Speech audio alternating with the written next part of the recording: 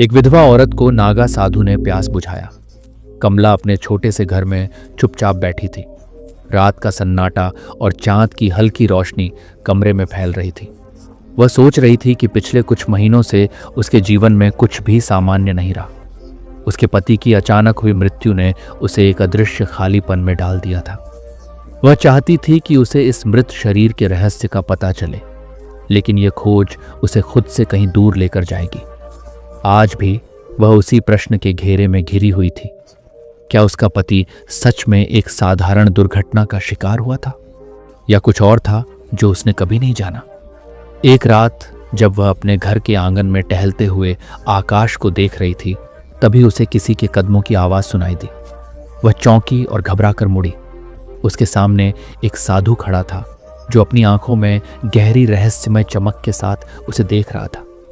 उसके चेहरे पर कुछ ऐसा था जो उसे डराता भी था और आकर्षित भी करता था।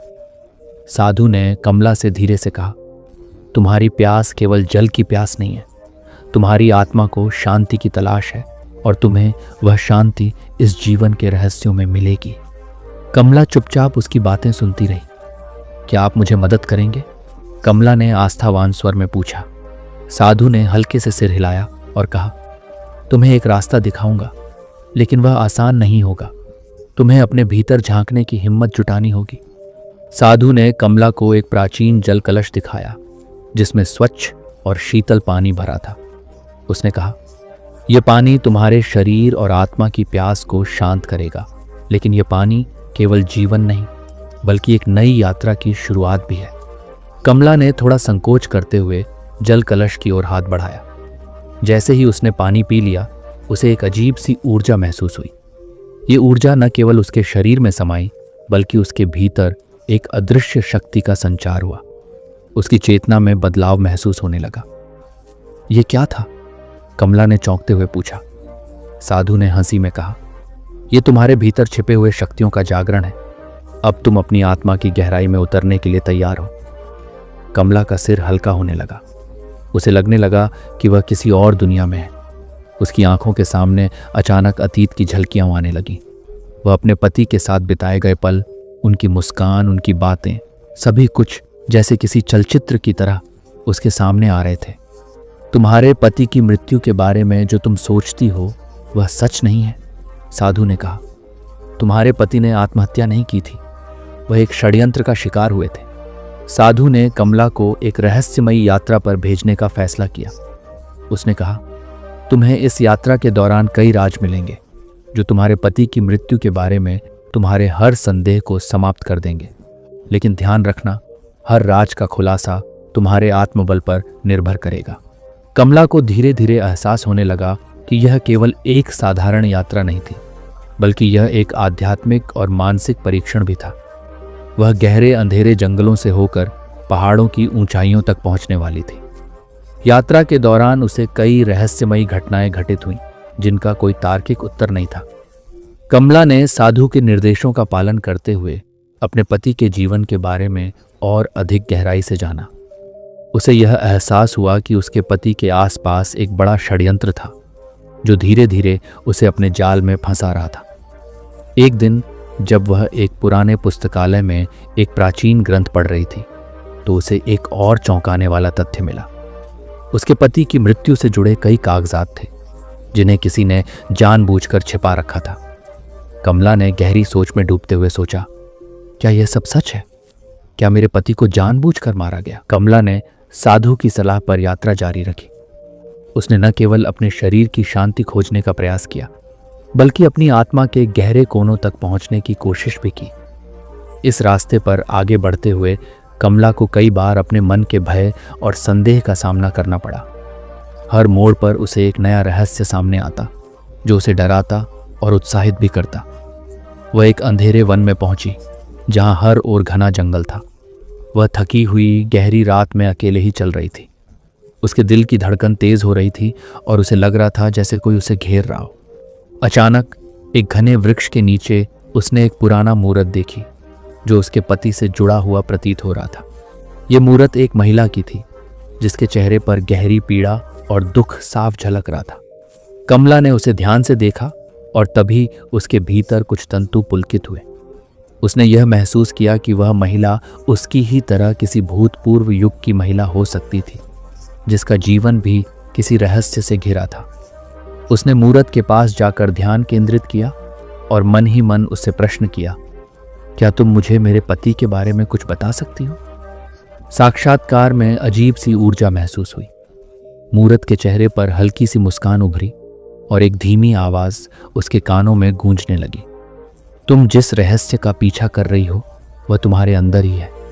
तुम्हारे पति की मृत्यु का कारण बाहर नहीं बल्कि भीतर ही कहीं छिपा हुआ है। यह सुनकर कमला चौंकी और उसकी आंखों में आंसू आ गए। उसे समझ में आने लगा कि इस यात्रा का वास्तविक उद्देश्य क्या था। वह केवल अपने पति के बारे में नहीं बल्कि खुद को समझने के लिए निकली थी। कमला की यात्रा ने उसे अब तक कई रहस्यमयी स्थानों तक पहुंचाया था।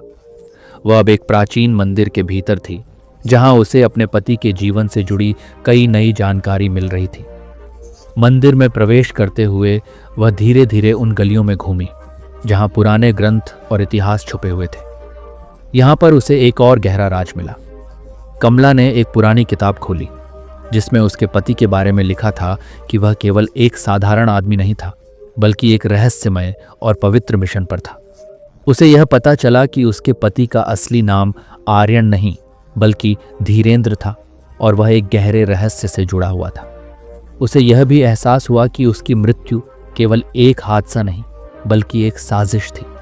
किसी ने जानबूझकर उसे धोखा दिया था और उसका जीवन समाप्त कर दिया था। धीरेंद्र का मिशन था हमें एक नई दिशा दिखाना, लेकिन किसी ने उसकी राह में रुकावट डाली। उसने धीरे से कहा। अब कमला का मन और भी उलझन में था। उसके भीतर कुछ और सवाल उमड़ रहे थे। कौन था वह जो उसके पति के जीवन को खत्म करना चाहता था? क्यों? कमला, जो अब हर राज के करीब पहुंच चुकी थी, वह आखिरकार उस स्थान पर पहुंची जहां साधु ने उसे मिलने का वादा किया था। साधु उसे एक प्राचीन कक्ष में ले गया जो अंधेरे और रहस्यों से भरा हुआ था।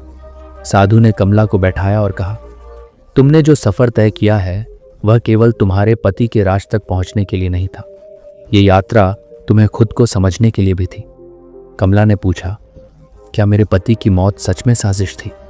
क्या वह सच में किसी महान उद्देश्य के लिए जीवित थे? साधु ने उसकी आंखों में गहरी नजर डाली और फिर धीरे से कहा, हाँ, तुम्हारे पति का जीवन और मृत्यु दोनों ही एक बड़े उद्देश्य का हिस्सा थे। वह केवल एक साधारण आदमी नहीं थे।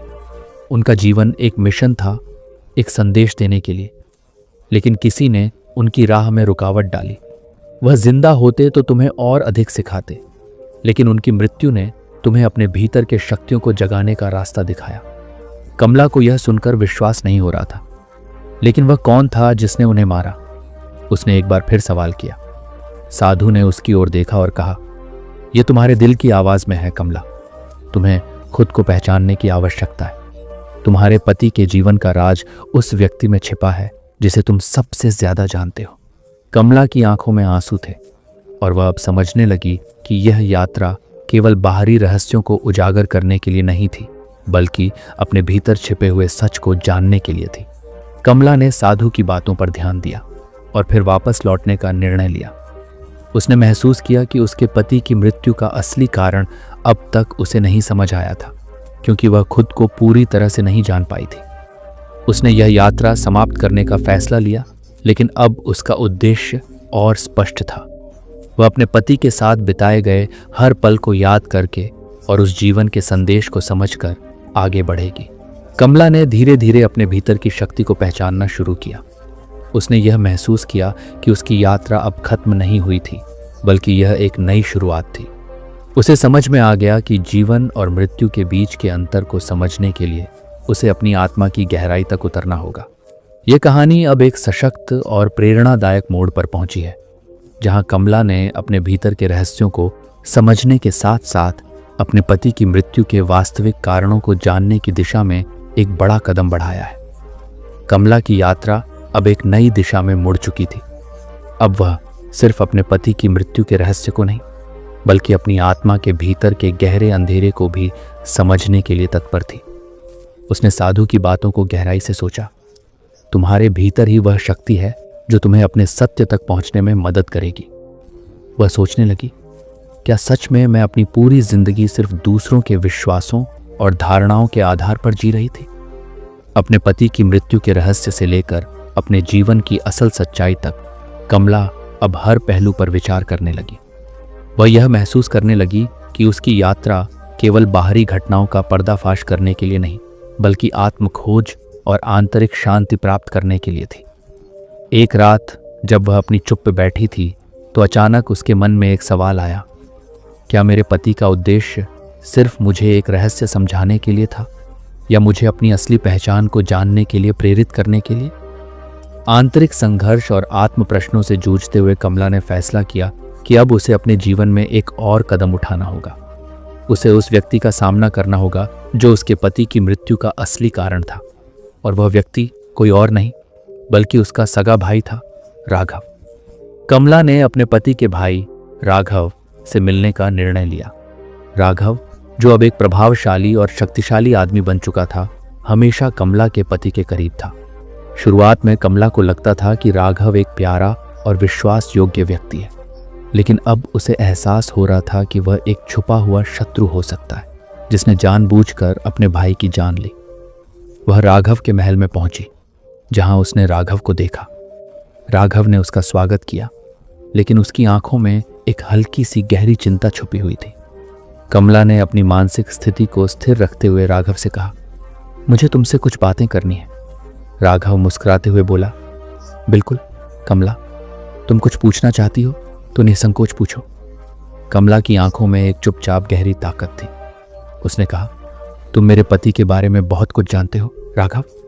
मुझे यह बताओ कि क्या वह सच में आत्महत्या करने वाला था, या तुमने उसे मारने का षड्यंत्र रचा था? राघव की मुस्कान फीकी हो गई। वह एक पल के लिए चुप रहा, फिर उसने धीरे से कहा, तुम्हें पता है कमला, मैं कभी नहीं चाहता था कि ऐसा हो, लेकिन जो मैंने किया वह मेरे लिए एक मजबूरी थी। तुम्हारे पति का मिशन वह नहीं था जो तुम समझती हो। वह एक खतरनाक योजना का हिस्सा था और मुझे उसे रोकना पड़ा। कमला ने गुस्से से पूछा, क्या मतलब है तुम्हारा? तुमने उसे क्यों मार दिया? राघव की आंखों में एक असहजता थी, लेकिन वह धीरे से बोला, वह मेरी ही तरह एक साधारण इंसान नहीं था। वह एक ध्यान नामक प्राचीन तकनीक से जुड़ा हुआ था, जो दुनिया की दिशा बदलने की क्षमता रखती थी। वह दुनिया को एक नई राह दिखाने वाला था, लेकिन वह इसके लिए बहुत ज्यादा खोने को तैयार था। मुझे डर था कि अगर वह इस राह पर चला गया तो उसके साथ पूरी दुनिया की परिभाषा बदल जाएगी, और यह मेरे लिए स्वीकार्य नहीं था। कमला को जैसे बिजली का झटका लगा। वह न केवल अपने पति की मौत का कारण जानने वाली थी, बल्कि उसने अब महसूस किया कि राघव के शब्दों में कुछ ऐसा था जो एक और गहरी साजिश की ओर इशारा कर रहा था। क्या यह सब सच था? क्या उसके पति का जीवन और मृत्यु एक बड़े साजिश का हिस्सा थी? कमला ने राघव से और सवाल किए, लेकिन अब उसे समझ में आ गया था कि वह अब सिर्फ जवाब नहीं, बल्कि एक बड़ा उद्देश्य ढूंढने के लिए यहाँ है। राघव ने उसे बता दिया कि उसके पति का उद्देश्य केवल आत्मनिर्भरता नहीं, बल्कि समाज के चेतना को जागृत करना था। वह प्राचीन ज्ञान से जुड़ा हुआ था और उसका मिशन था दुनिया के लोगों को एक नई दिशा दिखाना। कमला ने अंत में यह महसूस किया कि उसकी यात्रा का उद्देश्य अब अपने पति की मृत्यु के राज को हल करना नहीं था, बल्कि उस उद्देश्य को समझना था जिसे उसने जीने की कोशिश की थी। उसकी यात्रा अब एक नई दिशा में मोड़ लेने वाली थी। ये यात्रा न केवल अतीत को समझने की, बल्कि भविष्य की ओर एक नई दृष्टि से देखने की भी थी। कमला अब पूरी तरह से बदल चुकी थी। वह न केवल अपनी पहचान को जान चुकी थी, बल्कि उसने यह भी समझ लिया था कि हर जीवन का एक गहरा उद्देश्य होता है। वह साधु के पास वापस आई और उसने आशीर्वाद लिया। अब मैं जानती हूं कि मेरी यात्रा का असली उद्देश्य क्या था। मैंने केवल अपने पति की मृत्यु के रहस्य का पीछा नहीं किया, बल्कि खुद को भी पहचानने की कोशिश की। साधु ने हंसते हुए कहा, तुमने सही समझा कमला। जब तुम खुद को जान पाओगी तो ही तुम पूरी दुनिया को समझ पाओगी। तुम्हारे भीतर जो शक्ति है वह किसी और से बढ़कर है। अब तुम्हारी यात्रा केवल खुद तक नहीं, बल्कि पूरी मानवता तक पहुंचने वाली है। कमला ने आत्मविश्वास से भरे हुए कदमों से अपने जीवन की नई शुरुआत की। उसने अपने पति के मिशन को आगे बढ़ाने का फैसला किया। अब वह न केवल अपने जीवन के उद्देश्य को समझ चुकी थी, बल्कि वह समाज में एक नई चेतना फैलाने के लिए तैयार थी। ये कहानी अब कमला के आत्मखोज और उसके पति के जीवन के उद्देश्य की ओर मुड़ चुकी है, जिसमें वह न केवल अपने अतीत से जुड़ी सच्चाइयों का सामना करती है बल्कि खुद को भी पूरी तरह से पहचानती है। वीडियो अच्छा लगा है तो लाइक कीजिए, चैनल को सब्सक्राइब कीजिए। कर्तव्य 1, 2, 3 चैनल को, हमारे इस चैनल पर आपको अच्छा से अच्छा वीडियो मिलेगा।